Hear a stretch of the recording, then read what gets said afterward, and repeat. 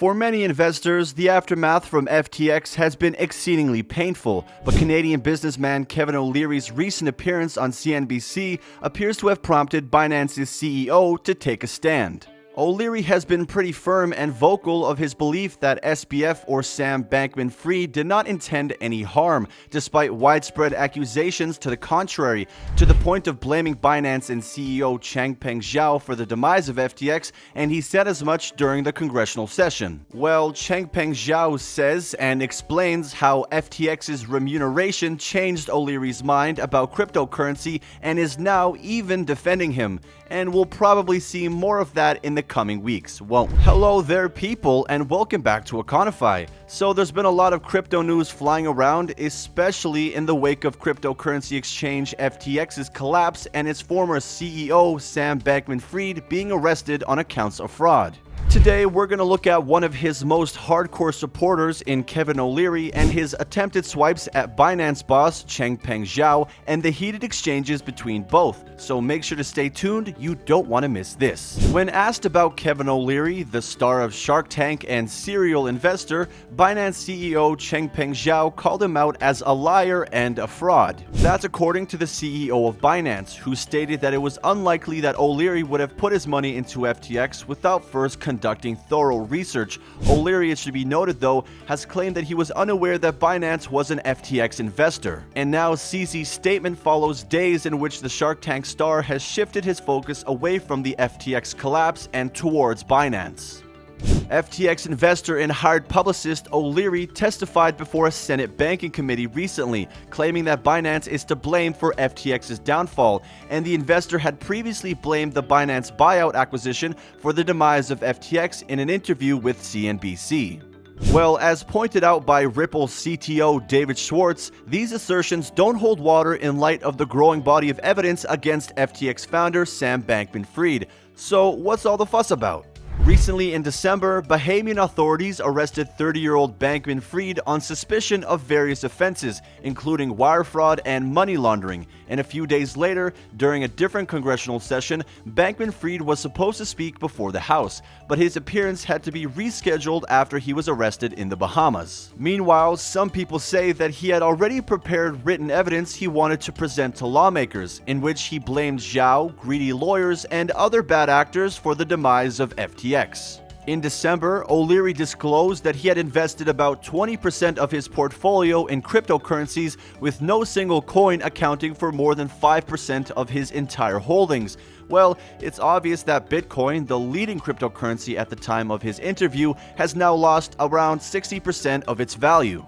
But Zhao also had something to say about that, and he's been pretty critical of O'Leary for his involvement with FTX, saying that O'Leary should start pointing his finger at his investing partner Sam, and then maybe at the man in the mirror, if he is looking for someone to blame for FTX's demise. And when Kevin O'Leary made some negative comments about Binance after the FTX crash, Changpeng Zhao took exception and the two guys got into an argument. CZ ultimately labeled Kevin O'Leary a liar, a phony, and a fraud for his comments. U.S. senators questioned O'Leary, FTX's hired spokesman, about his conversations with Sam Bankman-Fried in the days leading up to the company's bankruptcy filing, and O'Leary said he had a view on what happened but without any records or documentation in response to U.S. Senator Patrick Toomey's question about FTX's failure. O'Leary claims that he was told by Bankman-Fried that roughly over $3 billion was used to repurchase shares of FTX that Binance had when he inquired about the use of customer funds by SBF over the last 2 years.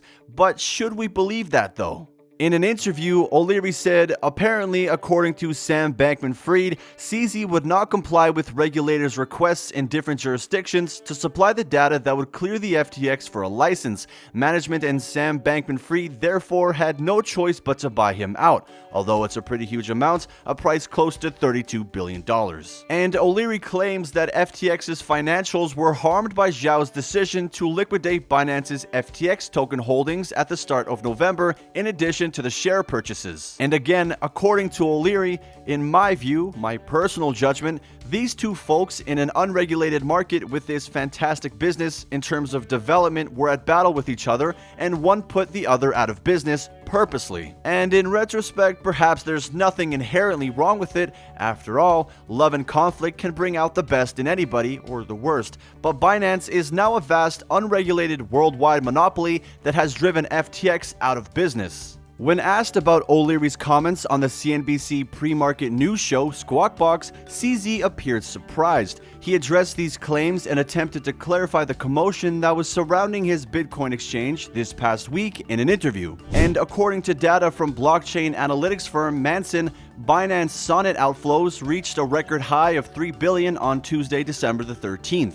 And a lot of investors in cryptocurrencies have been frantically withdrawing their holdings from exchanges since the FTX platform went down. Also, the US Department of Justice is reportedly looking into Binance and contemplating a money laundering investigation into the exchange and its founder. CZ acknowledged the large outflow of funds and reassured investors that Binance is prepared to handle such withdrawals. And I think it's recommended that investors periodically stress test withdrawals on each centralized exchange. The CEO of Binance apparently thinks that O'Leary dislikes him in part because of his race. O'Leary, like his fellow Canadian CEO CZ, both even said that Binance was a Chinese corporation.